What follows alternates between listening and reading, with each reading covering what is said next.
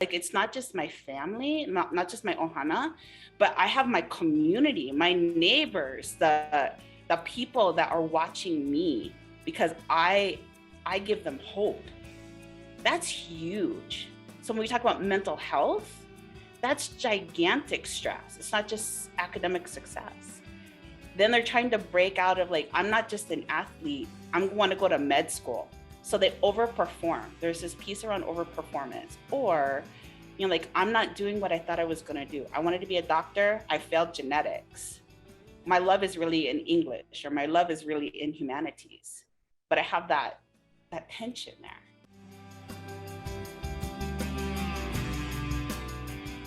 Hello and welcome to Student Affairs Now. I'm your host, Dr. Glenn DeGuzman. Thank you for joining yet another podcast episode of Student Affairs Now. So last year, in March of 2021, I hosted a Student Affairs episode called Amplifying Asian Pacific Islander Des-American Voices. We used the abbreviated term APIDA to describe our greater community in that episode. And the podcast really was well responded to. We had a number of folks who just commented, thank you for doing that episode. And one of our listeners, Dr. Vidalino Raatior, and I apologize if I mispronounce your name, but he checked in with us and he requested an episode to bring awareness to the experiences of Pacific Islander students who can oftentimes be overlooked within the greater APIDA conversation. So I scoured the country, but I brought together this phenomenal panel that I really was excited to bring together and sit down, talk story about their experiences and obviously their research when it comes to the Pacific Islander College students. So let's get started. And let's get started on this podcast. So Student Affairs Now is the premier podcast and online learning community for thousands of us who work in, alongside, and adjacent to the field of higher education and student affairs. We release new episodes every week, every Wednesday. You can find details about this episode or browse our archives on studentaffairsnow.com.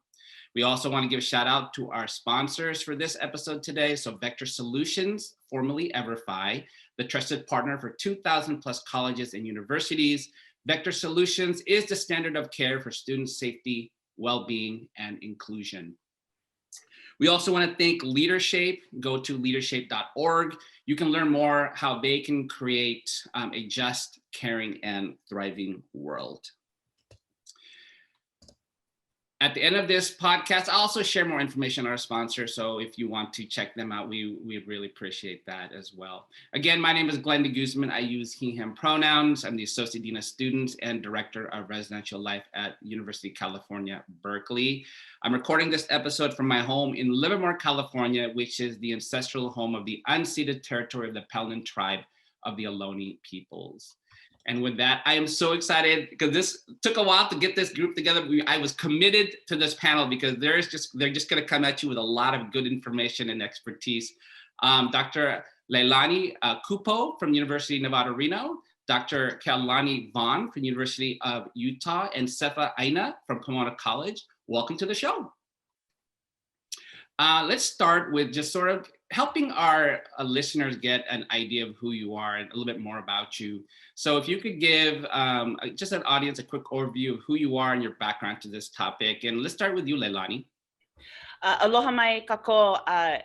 I come to you as a descendant of the ancient navigators of the Pacific, those who navigated to the ancestral homelands of the Kanaka Maoli, and who are responsible for the care and feeding of the unceded, ancestral, and illegally occupied lands of the Aina o Hawaii. And I also recognize that I am a visitor of the ancestral homelands and the unceded and illegally occupied lands of the Western Shoshone, the Northern Paiute, the Southern Paiute, and the Washoe people. And each day that I come to work, I acknowledge my space and place as a visitor in this land, and I ask for permission to enter because that is part of who I am and how I have been raised. But also I ask for guidance because as the Dean of Students at the University of Nevada, Reno, my responsibility, my kuleana, is to provide guidance to people, but also to live the values that have been instilled in me by my ancestors. I am humbled and honored to be on this illustrious panel and to be with wonderful people that I have learned to love and grow with from afar. My name is Leilani Kupo, she, her pronouns, and I am so excited to be with you all today. One of the things as I've been thinking about what does it mean to be on this panel is what does it mean to be a Pacific Islander student or an Indigenous scholar who has not only had to make space and take space for herself in higher education, but also role model what does that look like and feel like and sound like, and be so bold to say taste like and smell like. And then help others understand that it's okay to be Indigenous, to be Kanaka Maoli, to be Native Hawaiian, and to live our values of our ancestors when we've been told that that's not normal. And so my hope is that we can have that conversation today. And I know that that will happen because of my wonderful colleagues and friends that are also on this panel. And so I look forward to joining you all on this journey. So thank you. Mahalo. Thank you, Leilani. Kehaulani. Aloha mai kaukou. Mahalo nui, Leilani and Dr. DeGuzman for having us take part in this wonderful conversation today. I'm currently an assistant professor in education, culture, and society and the Pacific Island Studies Initiative at the University of Utah. I'm also a Ford postdoctoral scholar in critical Indigenous studies at the University of Minnesota under the tutelage of Vicente Diaz. My research really looks at higher education, decolonial practices, pedagogies, Indigenous methodologies. I also look at trans-indigeneity, so I study the ways in which Pacific Islanders living in Turtle Island recognize their indigeneity, their kuleana, their responsibilities by and through their relationships with Native nations in Turtle Island. I'm also a practitioner of higher education, and I've worked at several institutions, including Pomona College, UCR, UCLA, also co-founder of EPIC, Empowering Pacific Islander Communities, with my handsome fella mentor from a different era, Sefa Aina. So I think our panel will create a lot of talk story and mana'o on this subject, because as a first generation scholar, I understand the importance of how student affairs operates in students' journeys and how that can assist in someone being retained and seeing their full potential. So mahalo nui. And Sefa. Talofa, lava te whiwha talofa atu lupa ia malu tato aso. I want to thank you, Glenn, for bringing us together and a wonderful fellowship to talk a little bit about who we are as a community, as a Pacific Islander community. My name is Sefa. I'm currently the Associate Dean and Director of the Draper Center for Community Programs here at Pomona College. Prior to that, I worked at the Asian American Resource Center, also here at Pomona College, along with Kehau. And then prior to that, I worked at the UCLA Asian American Studies Center.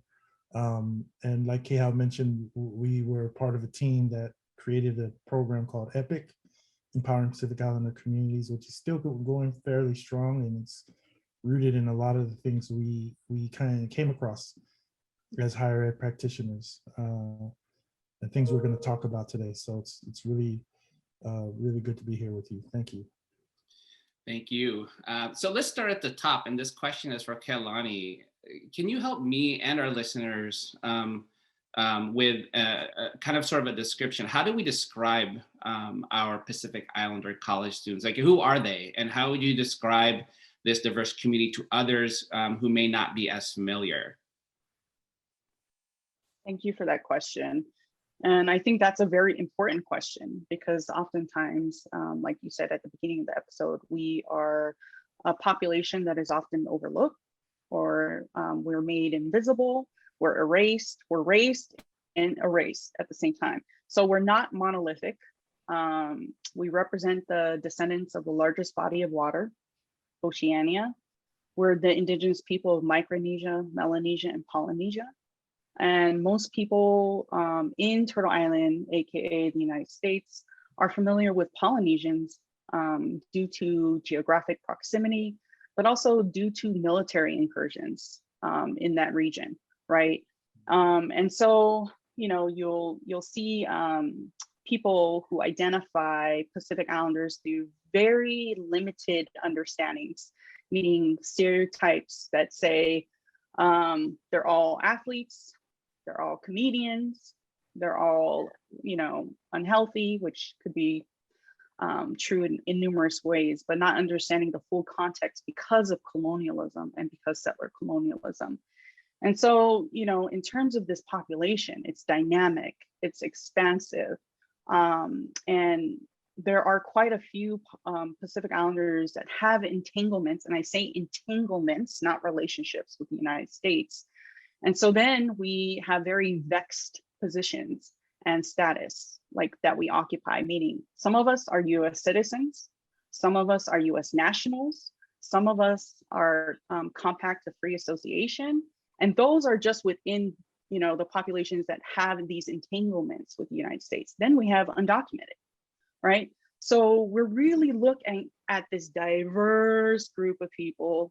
There's over 20 identified ethnic groups in the United States from the US Census.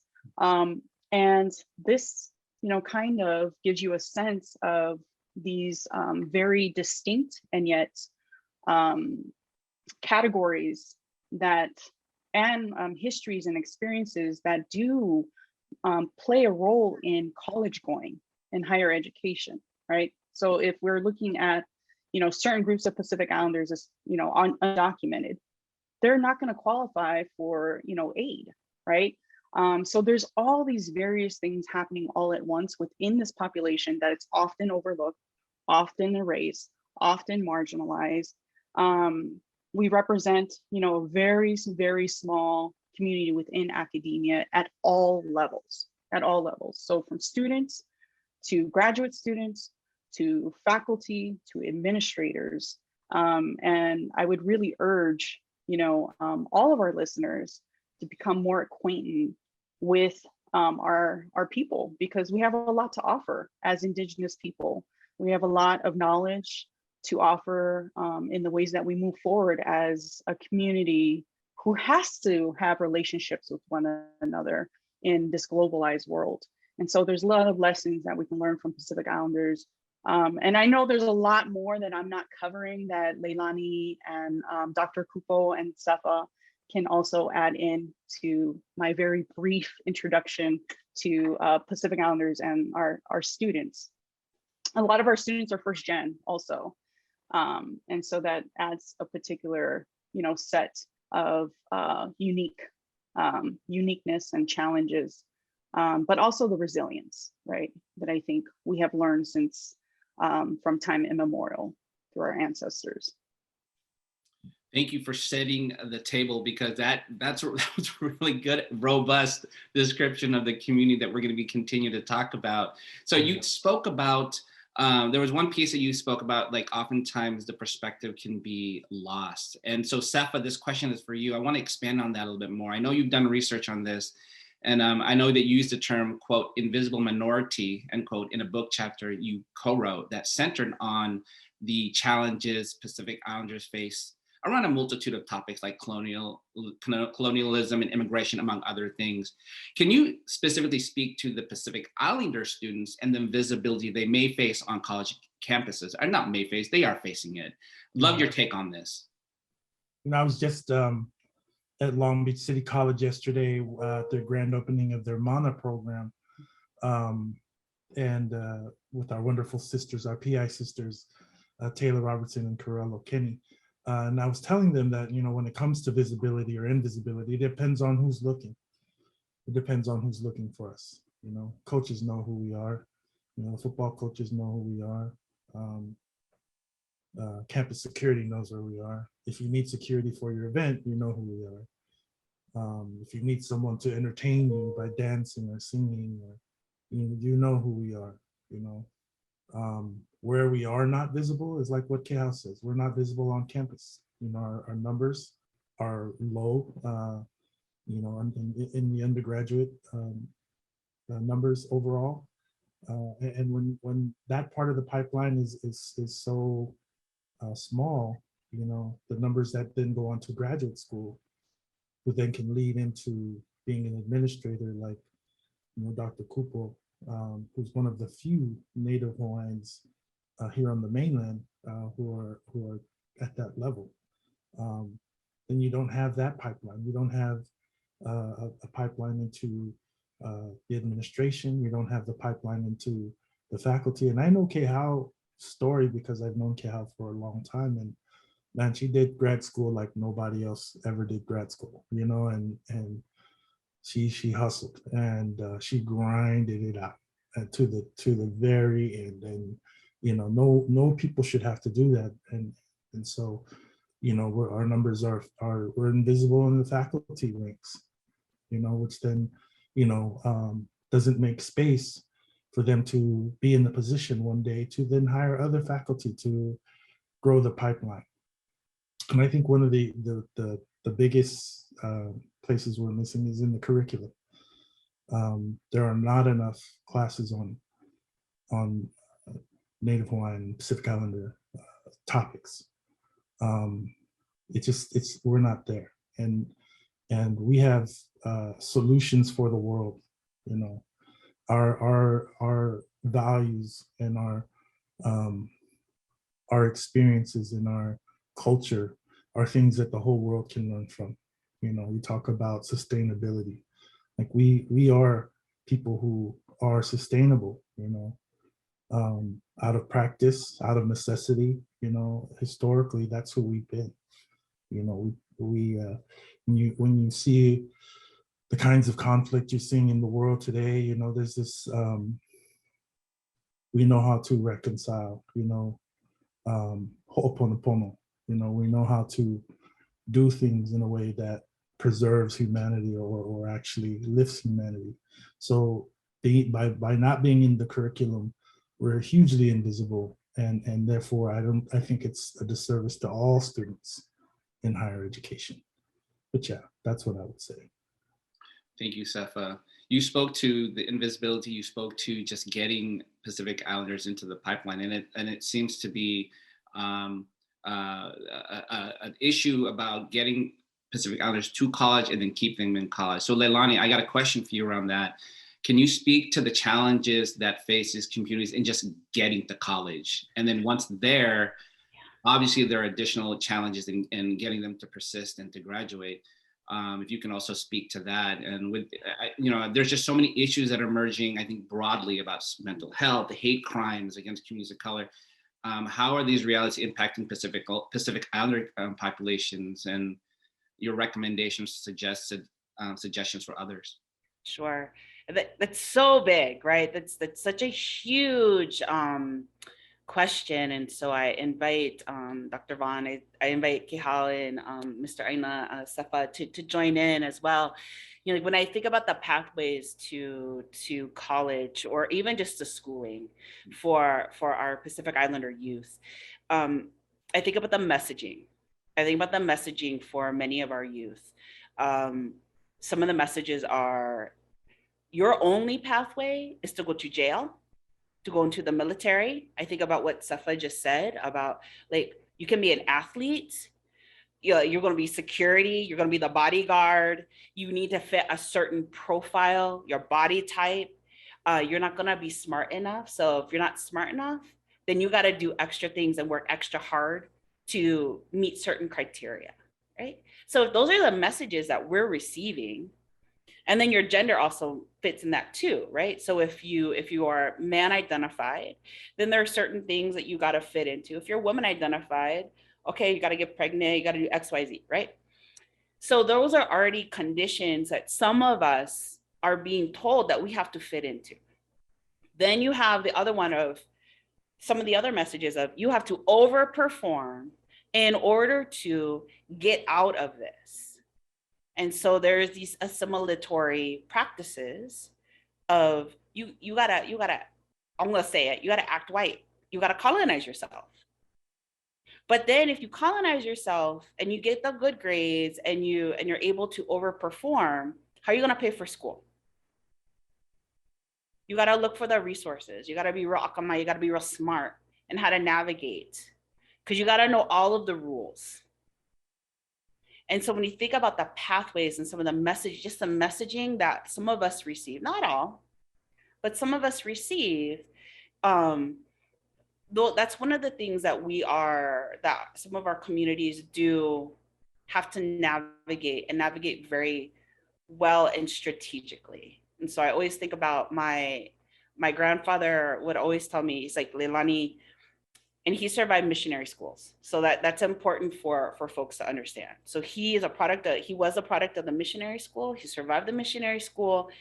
And he would always tell me, Leilani, you've got to know the rules of the colonizer in order to survive the colonizer, but you got to figure out how to be Kanaka. You got to figure out how to be true to yourself and how to embody our values so that you can continue. I don't know. I'm 6 years old. How's a 6-year-old supposed to internalize that? But I kept that because he would continue to teach me that. My tutu would continue to teach me the importance of caring for the land, for Sefa Aina. Like she would continue, I kill plants, but I try not to. Like, I try to continue to live and embody her values. And so when we think about the messages that we received about assimilation, you got to act white, you got to be white, you got to figure out what are the rules in order to be successful.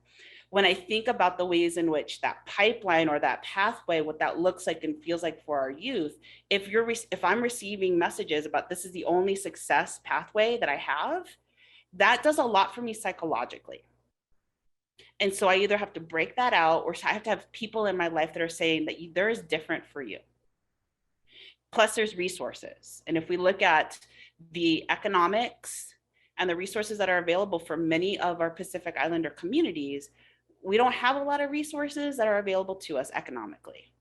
So there's some of those pieces that come along. We're in under-resourced districts, or we are in low resource schools that we might be the smartest ones, but we don't have like the highest ACT, SAT score, so on and so forth, right?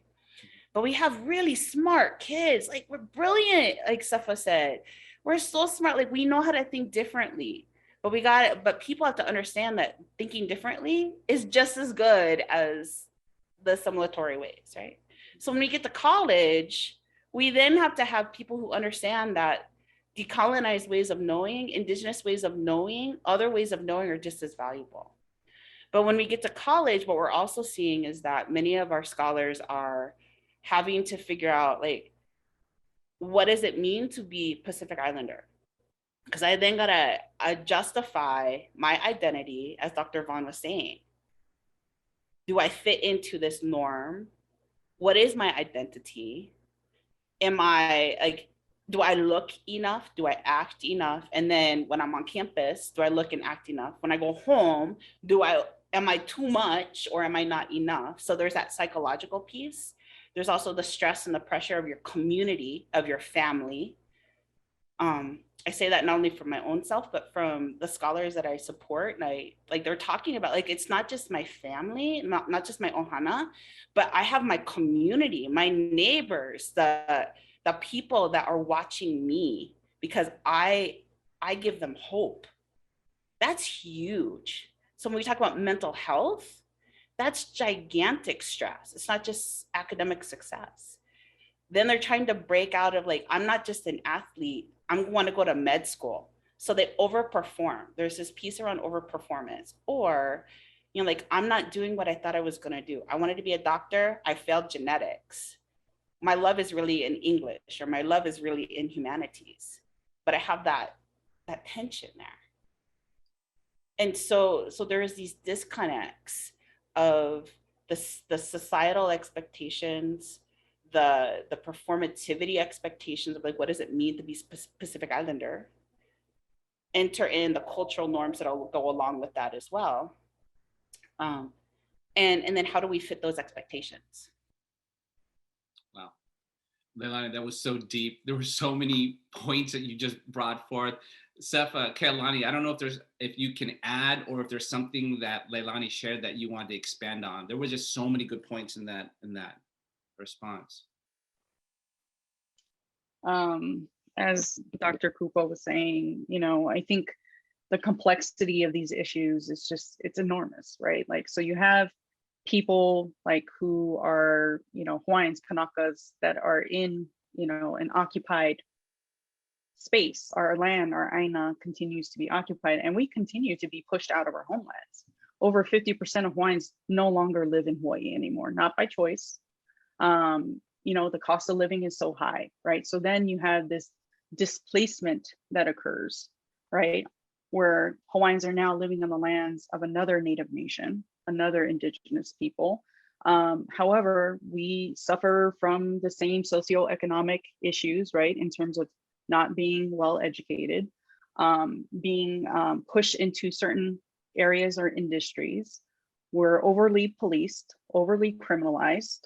And so you don't have enough mentors or people that look like you in these spaces in higher education. So then you start to believe that this is not relevant for me. This is for other people. This is not for me. This is for other people. Else I would see more people that look like me.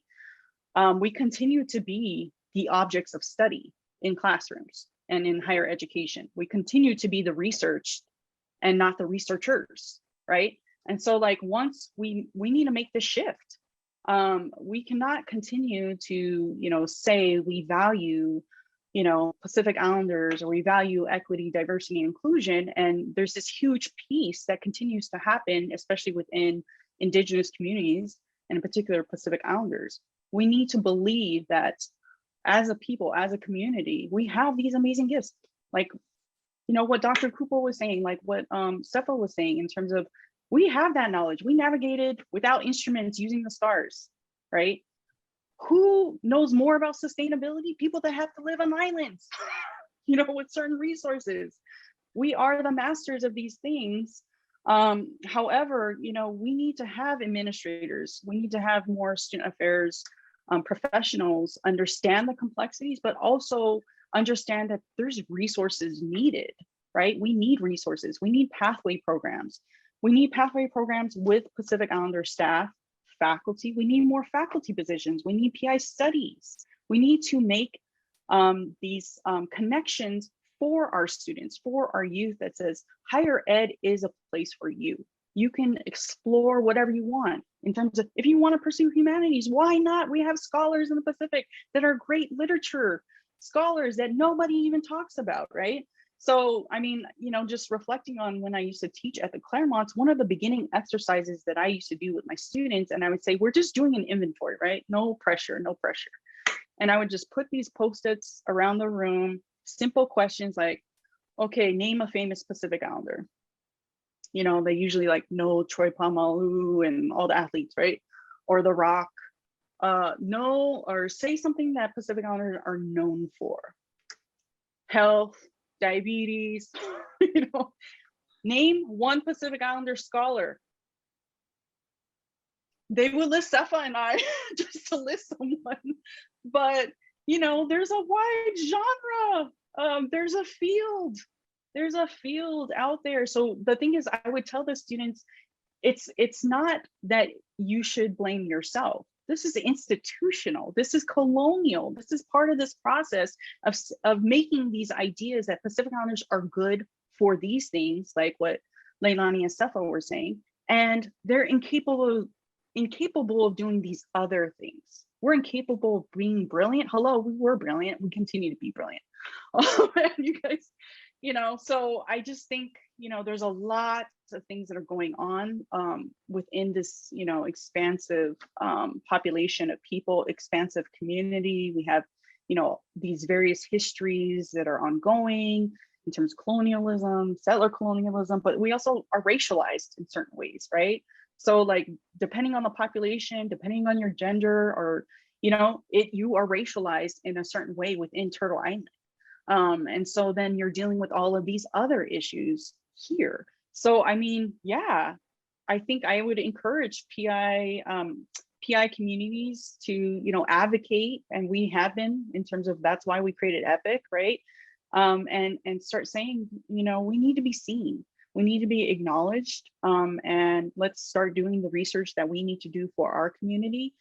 However, you know, there's a responsibility on higher ed institutions and K through 12 to also contribute, because if not, then I don't think it's benign anymore, right? It's not a benign ignorance. It's, you know that you have a responsibility, and if you're not working towards fulfilling these needs, then, you know, you are part of the problem.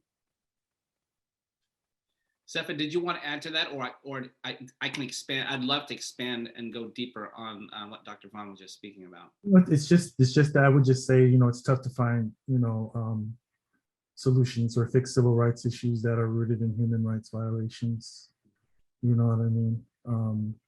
I think, you know, Kehaulani K. Trask said it and wrote it, you know, the moment you start advocating for the civil rights, you kind of surrender your human rights, your rights as First Peoples. And, you know, as people who are really big on genealogy and, you know, understanding what our history is and where the fractures are important to helping us find solutions.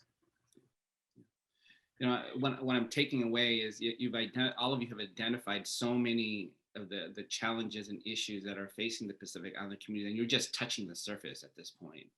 And I'm curious to know from all of you, given your experiences and your work and your research, what advice would you give? And I'm going to break this down into, you know, our listener base ranges, right? We have a lot of newer student affairs professionals and mid-level student affairs professionals who we all know work directly with our Pacific Islander students.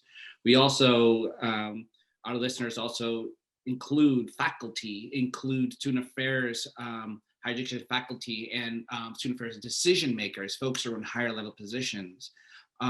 So what message would you want to, or advice, or would you give them to help them get started in their respective roles on how they can raise awareness and how we can begin to tackle this? Because you're right. I like how you framed this. If we're not doing anything to fix the problem, we're part of the problem. So, you know, we're student affairs, let's fix the problem. So I'd love to hear from all of you. Maybe Dr. Vaughn, if you can kick us off, but I'd love to hear from all of you on this question. I'll actually toss it to Sefa, since he's been in student affairs the longest, I think. Love it. Well, you know, yeah, I have been in student affairs pretty long, but, you know, I sort of took a non-traditional role to student affairs. You know, I was a student activist on campus, like many of us were. And I was a student activist at the UCLA campus in the early 90s. And, you know, there was a lot of things happening in California, you know, like Prop 187, Prop 209, all these propositions that were rolling back the protections of people of color in the state. And, you know, it was quite an environment to learn and to sort of come of age, and then you cut your teeth. And then I met these Pacific Islanders who were just among the smartest Pacific Islanders I've ever met. And they were committed to not perpetuating stereotypes. So we were not doing luau's, we were not, you know, we weren't going to do any of that stuff. You know, we were about the politics, you know, we were forward thinking, and we didn't have Pacific Islander studies. So we shared books with each other, and that's where we, you know, read, you know, From a Native Daughter. We read Albert Wendt books. We read anything we could get our hands on. That's how I came into student affairs, because when I graduated from college, a position opened up at UCLA's Asian American Studies Center, and it just so happened that it was in student affairs, and I saw it as a way to kind of continue my activism. And particularly in this particular role, it was a position in a unit called Student and Community Projects. So our job was to connect our campus with the community. And, you know, if you're familiar with the UCLA Asian American Studies Center, it's pretty old school. Yuri Kochiyama was there when writing her memoirs when I showed up. Yuji Ichioka was there guy who coined the term, all these amazing Asian American folks, who I just, man, I was like, I was the kid, in the group. And, what I learned from them was that, it's time for us to serve the people. Like, we exist to serve the community. And so my beginnings and my entry into, the way I was imprinted in student affairs was that was the mantra. It was sort of a very 60s kind of like, let's get out there and make some change, you know what I mean? And so, and then over the years, by being in the field, I kind of learned other things like identity development and all this other stuff that's, sort of traditional student affairs type things. And so what I'd say for me, what sustained me is that I had the connection off campus. I've always, looked for that, that balance. When we were at UCLA, we created a thing called peer Pacific Islander education and retention, which works with Carson, Long Beach, Inglewood, and places like that. It's a high school student retention program that's run out of UCLA. I was able to be fortunate enough to help create a group called NPINE, the National Pacific Islander Educators Network. We worked on this program called the Pipeline Program, which led into EPIC. When even here at Pomona, a friend of mine who lived in the city of Pomona told me about a Tongan church that he lived by. And, I walked in and introduced myself and said, hey, I'm Sefa. Can we do something? And 12 years later, we're still running that program. It's called STEP. And that's what I'd say, kept perspective. I feel like, I always make fun of the kids because, here, we got hummus, there's squirrels running around. Like, how bad is it really? You know what I mean? I know it sucks, you're feeling marginal, but let's go out there and make some change. You know what I mean? Because I feel like for me, what it did for me was a source of retention. It kept me in school. And as a professional, it keeps me grounded. So I would say to all the young folks coming through the pipeline, make sure you have ways to keep yourself grounded. Make sure you have that community because, we are people, that means the path to leadership is through service. That's a proverb that existed in the Samoan community before missionaries came. You know what I mean? Like, we're at our best when we're serving our community. And so that doesn't go away when you become the dean of something or, the director of something. Like, those things have to still be part of your, and it's not just after school programs. Like, this is what helps bring balance into your life. Thank you, Sefa. Yeah. Leilani, Kehaulani. Look, I love how we're just gonna I'll go then. No worries. Similar to, what Sefa was saying, I actually, attended a small private liberal arts college in Southern California, Occidental College. My story there is probably like a lot of people who are first gen. We didn't even visit campus before move-in day. My mom was like, she made the decision. She's the matriarch. My sister and I were twins. She's like, one of you's going to UCLA. The other one's going to be in LA too. You're going to Occidental.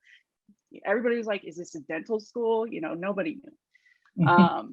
And feeling that type of like marginalization. Not only were there's a few people from Hawaii, there's a few Hawaiians from Kamehameha schools that attended, but in particular, not having Pacific Islanders that were from Turtle Island and having that type of experience as well.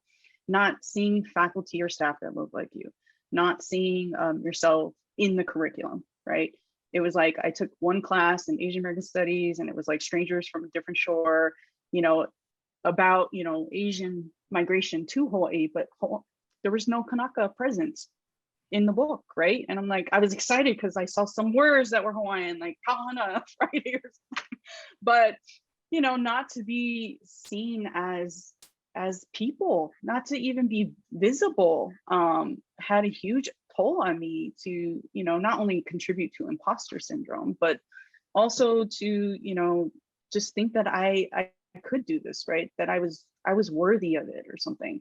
And so I had an Asian American administrator at the Intercultural Community Center my last year, Alice Hom, who handed over Native Daughter to me. And because I was telling her about my feelings, I was like, why is there such a huge diaspora in Hayward, California?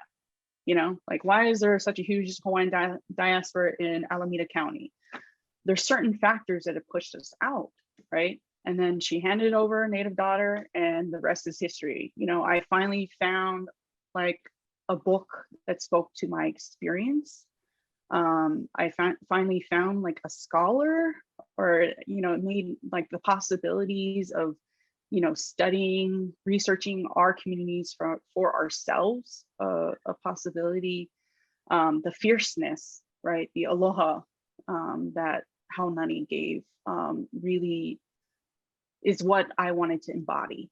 And so, like, I always tell, you know, my students who are feeling marginalized, like, you know, intersectionality is a great way of looking at things in terms of like finding connections where you can, you know, finding, you know, I talk about indigeneity. So it's not just about Pacific Islanders, but like, let's broadly talk about being an Indigenous person. Let's broadly talk about our experiences as women of color in academia.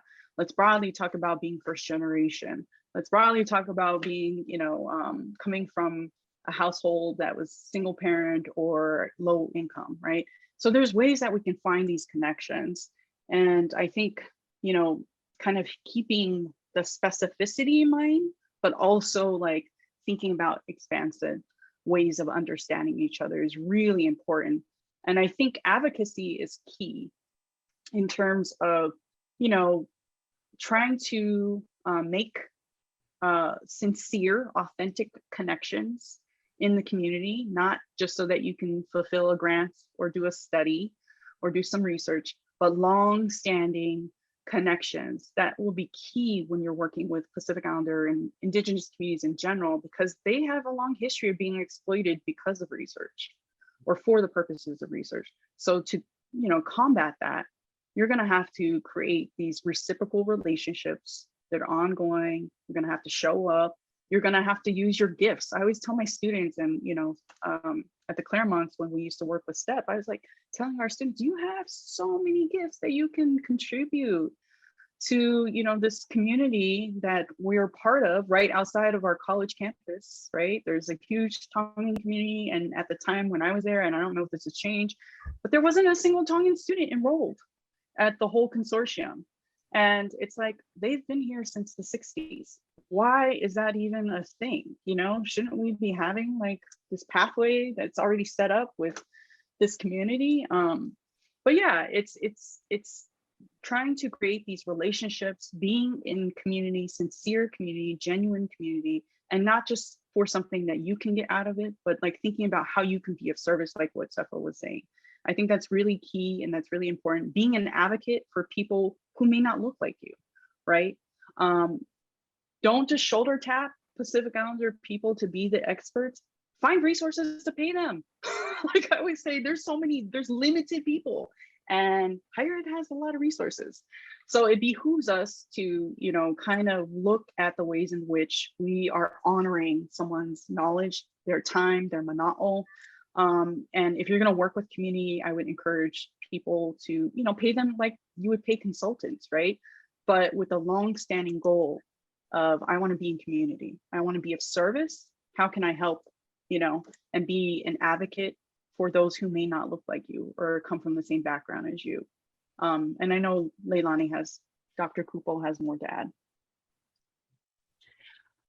So circling back to what Dr. Vaughn and Dean Aina have shared, I think the first thing to really center is who are you serving? Who do you serve? And for what reason are you serving?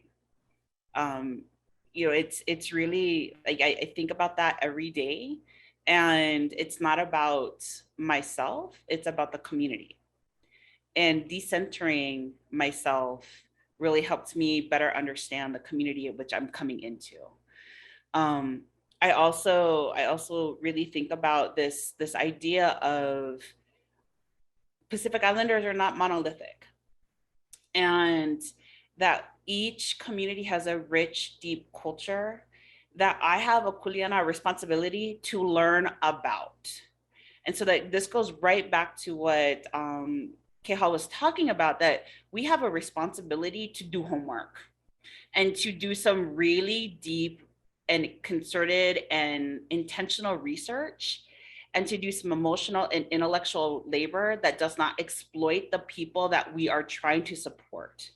Because I think that there are these moments at which people come to me, I'm talking from myself, my own baggage, but people will very easily come to me and be like, oh, well, tell me about this and how it's going to be real easy to work with all Pacific Islanders. And I'm like, you understand, I am one person who grew up on Turtle Island. So I'm an off-island Hawaiian. So I cannot tell you about all Hawaiians, and I cannot tell you about every Pacific Islander. And you probably don't want to know my opinions because I'm going to tell you something you don't want to hear. And I cannot speak to that whole experience. Also, like, why are you going to exploit me? There's a lot that's deep down, because that's very colonizing, that's very exploiting, and that's what the missionaries did. And so there's work that has to be done. And there's an opportunity to do some work and then to triangulate, to be like, so I learned about this, and then go find some friends before you go and exploit some Pacific Islander people to be like, so this is what I learned. Like, is this right? Do not turn me into a vacation, because that's what's happened for me and some of my my Pacific Islander colleagues, where we get turned into these vacations rather than, because people want to save us, and we're not broken. We don't need to be saved, and we don't need to be fixed. And I think, like, shifting that idea that our scholars are not broken. The Pacific Islander students who come into our universities, the ones who are at University of Nevada, Reno, they're not broken. They do not need to be saved. The ones at Pomona, the ones at Utah, they do not need to be fixed. We are just in a different space, and we are taught differently. We see the world through a different type of lens. And I think that that is really powerful. And so as practitioners, as student affairs practitioners and scholar practitioners, however we identify ourselves, that we have an opportunity to change the field from that of fixing our scholars to how do we reimagine the ways in which we interact as a dean, a director, a faculty member, a program coordinator, a mentor. That we're not fixing people, because people are not broken. That we are not here to colonize, like, we're not going to adopt that assimilatory or colonizer mentality. That we're here to provide support that is relevant and makes sense. And that we're here to learn from each other after we do our own homework. And I'm going to follow up on that, is that, yes, that we have a lot of homework. I have a lot of homework.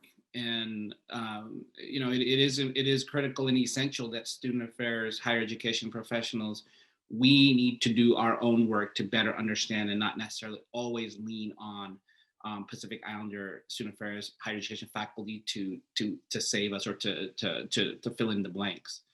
That is our obligation. I want to ask y'all, because I think one of the things for me personally is that when I am learning, when I am continuing to understand a community or better understand the experiences of others, I think about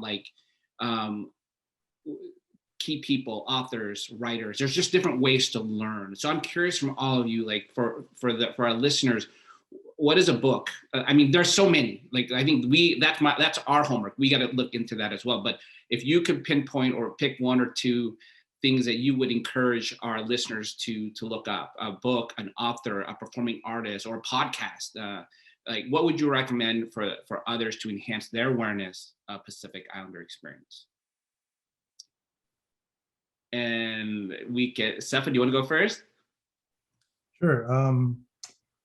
So I read this book a bunch of years ago, They Who Do Not Grieve by C.F. Gale.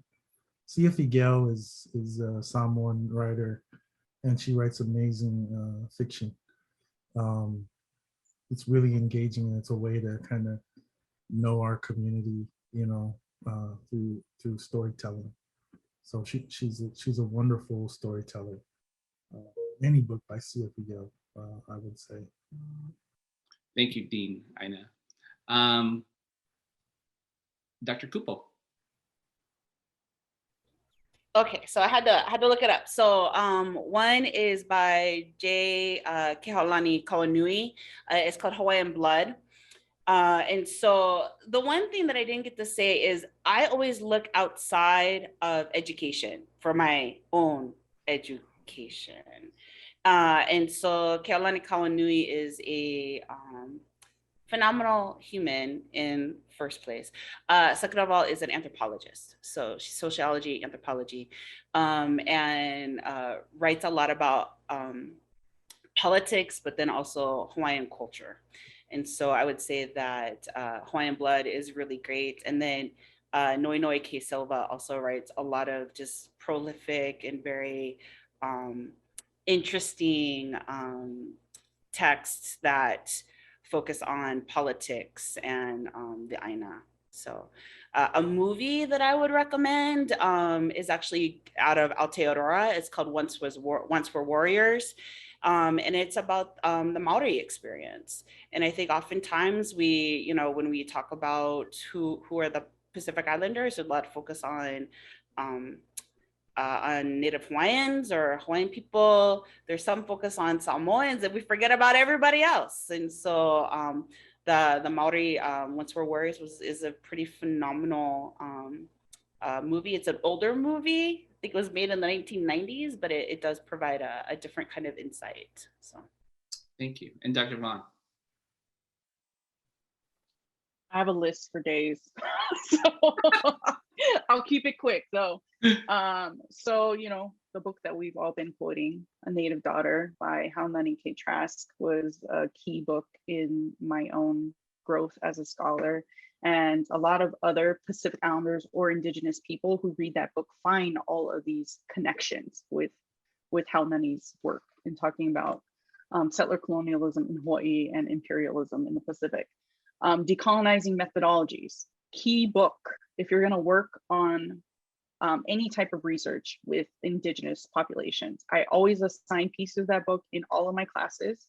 It talks about the ways in which you should be approaching Indigenous communities, how to approach, how to create a research agenda, how to just be in community, and how to create this pathway of Indigenous researchers, right?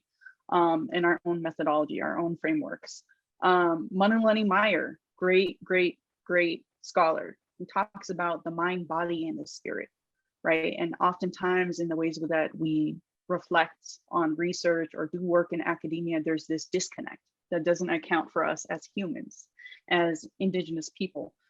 Maile Arvin, a great Native Pacific feminist scholar who is writing about possessing Polynesians. So the way that Pacific Islanders within the social sciences through eugenic notions get categorized as Polynesians, as a group that is categorized as almost white, and Melanesians on the antithesis of that as being almost Black, right? So how social science has contributed to these ideas of whiteness and Blackness within our own communities.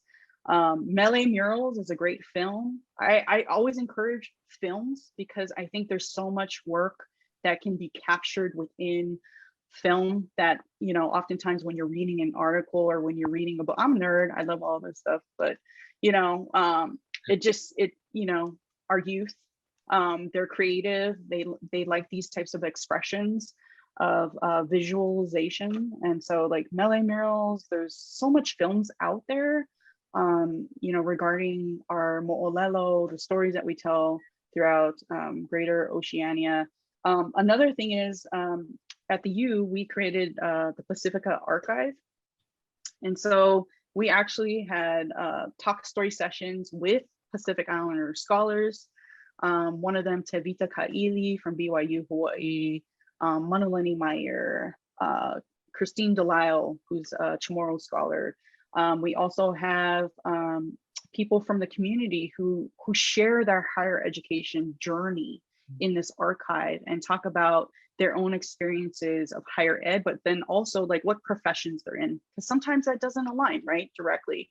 And as first generation scholars, for many of us, we need to hear stories like that, that you can get a degree in English and still do public health or something.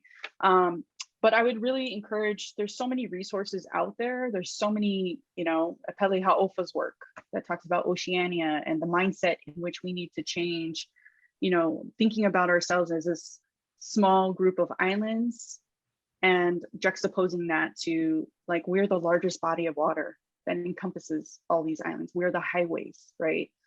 So really thinking about the ocean and how that's part of who we are and where we live, and it's expensive.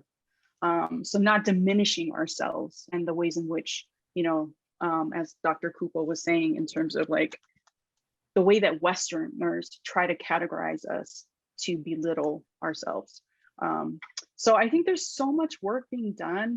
And for solutions, there's work that's being done right now. So there are solutions that are out there. There's Mana Charter Academy here in Utah that I really have to plug. It's a Pacific Islander culturally based school here in Utah, but it's diverse. So, you know, the whole mission is to have Pacific Islander culture in what they're learning, but it services diverse students. So like it reinforces the idea that other people can learn from our culture, our mana'o, our knowledge systems. But there's so many things that are going on in the community where people are doing the work. They are creating the solutions. We have the solutions. We are doing them. It's just kind of highlighting them and giving enough resources to the people that are already doing this work. And we're gonna, and I know that for our listeners, we're gonna put a lot of these resources that were just listed at the in our website. So if you go to studentfirstnow.com, you can reference if you want to look into one or many of these different types of things that was shared. We are coming to the end of our podcast, and with our time remaining, we always ask this question of our panelists, and it's really just sort of like we have this conversation, and wow, this is the reason, everyone, why I brought this panel together, because there was just so much good information shared. And so I really want the panelists to close with sort of a 1 minute thought about what are you thinking about, what are you pondering, what's exciting you, or maybe what's troubling you now. And I'm going to actually ask Sefa, Dean Aina, if you could kick us off as well. So I talk about this a lot lately. So there's this thing in our Samoan culture. It's called pa'alavelavas, and it's sort of like a life occurrences that can be burdensome, like your funerals or weddings and things like that, where you know everyone is expected to give money, and you know that could mean the difference between paying your rent and helping your family, or you know keeping the lights on and helping your family. And you know over the years it's caused a lot of stress, and it's caused even a lot of folks to sort of disassociate with the culture and say, well, you know, that's bad, and you know, why should we have to do this? And you know, I take a different approach to it. It's not that the culture is bad, because the richness of the culture is coming together. It's that we're not ready. You know, our young people are not going to school. You know, young people are not putting themselves in a position to be financially stable to support their families. So going to school and being educated is about saving our culture. You know, it's not just about you going out there and doing your thing, you know, as an individual, or making this kind of money or whatever. This is literally about saving our culture.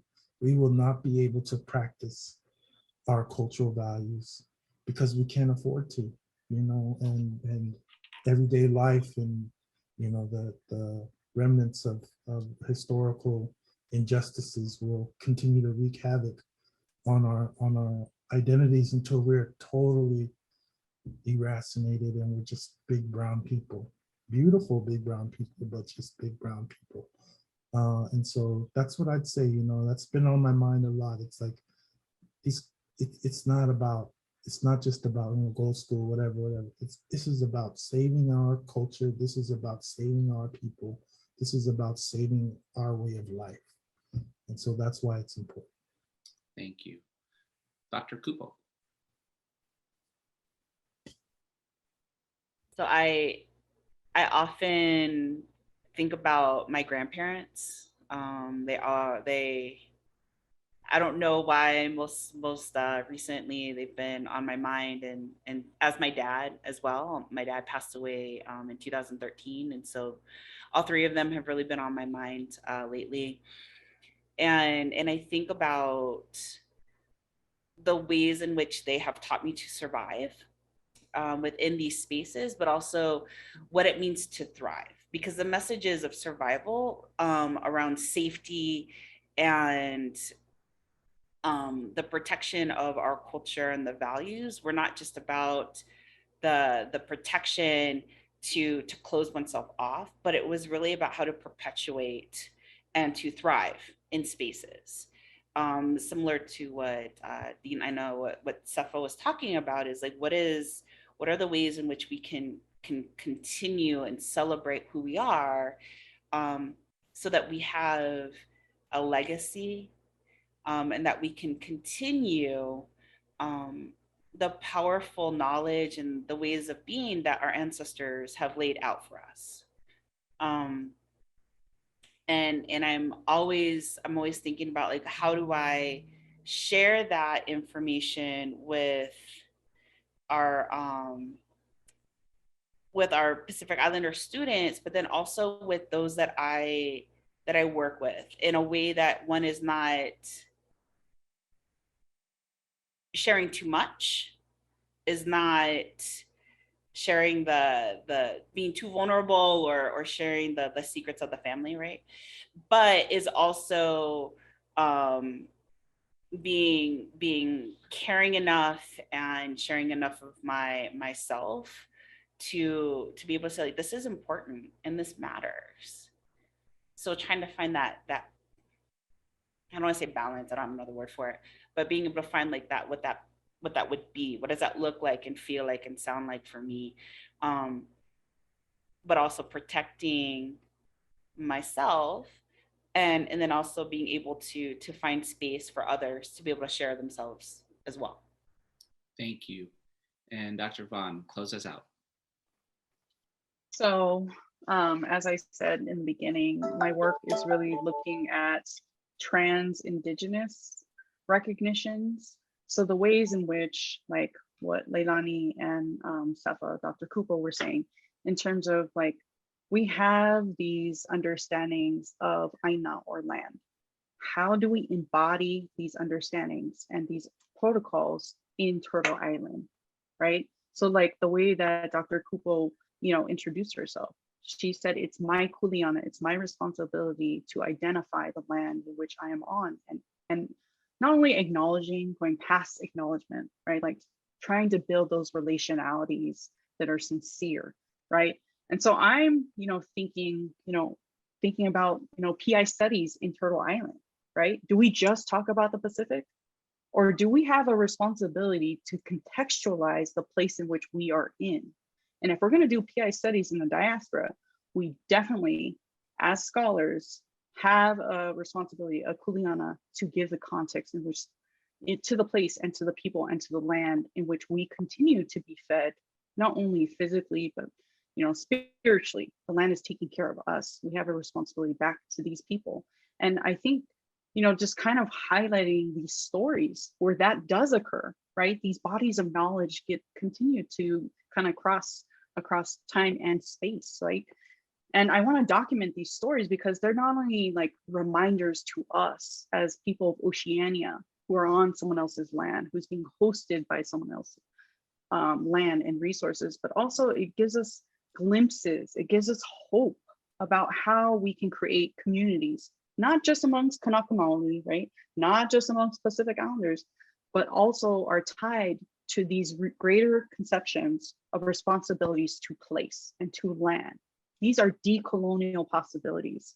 And so how do we strengthen and how do we tell these stories? And I'm committed to that work because I don't want Pacific Islanders and Turtle Island to kind of just identify themselves as these people that are static, right?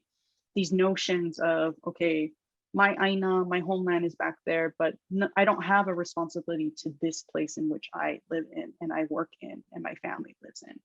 So I'm really trying hard to kind of create these and showcase these relationalities that are taking place, these stories that are taking place that are resisting, right? They're saying, hey, we're practicing survivance, right? We are not only surviving in this world despite colonialism, right? In spite of all these things, we are creating new understandings of the places that we live in.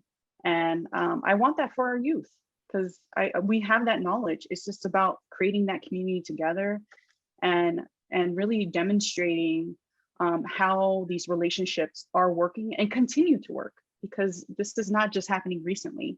Actually, these are recent expressions of these ongoing relationships between Oceania and Turtle Island. So that's what I'm committed to. Thank you so much. And really, thank you to this panel of guests, Dr. Leilani Kupo, University of Nevada, Reno, Dr. Kehaulani Vaughn, University of Utah, and Dean Sefa Aina from Pomona College. Thank you for joining me today on this episode. I want to thank Nat Ambrosi behind the scenes. As always, she takes care of us and make sure that this episode is ready for release. I want to thank our sponsors, Vector Solutions. How will your institution rise to reach today's socially conscious generation? These students report commitments to safety, well-being, and inclusion are as important as academic rigor when selecting a college. It's time to reimagine the work of student affairs as an investment, not an expense. For over 20 years, Vector Solutions, which now includes the Campus Prevention Network, formerly Everify, has been a partner of choice for 2,000 plus colleges, universities, and national organizations.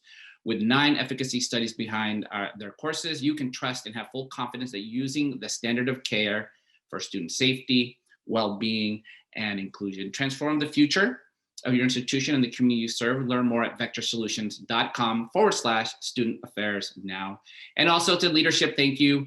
Leadership partners with colleges and universities to create transformational leadership experiences, both virtual and in person, for students and professionals, with a focus on creating a more just, caring, and thriving world. Leadership offers engaging learning experiences on courageous dialogue, integrity, equity, resilience, and community building. To find out more, please visit them, www.leadership.org/virtual programs, or you can look them up on Facebook, Twitter, Instagrams, LinkedIn. These shows would not be possible without their support. So I want to thank our audience and listeners for tuning in, joining us on this topic on Pacific Islander college students. I hope you've been celebrating and learning more during this Asian Pacific Heritage Month of 2022. If you're not on our newsletter, sign up. Go to our website, studentaffairsnow.com. I'm Glenn DeGuzman. Thank you for listening and watching. Have a great day. Bye, everyone.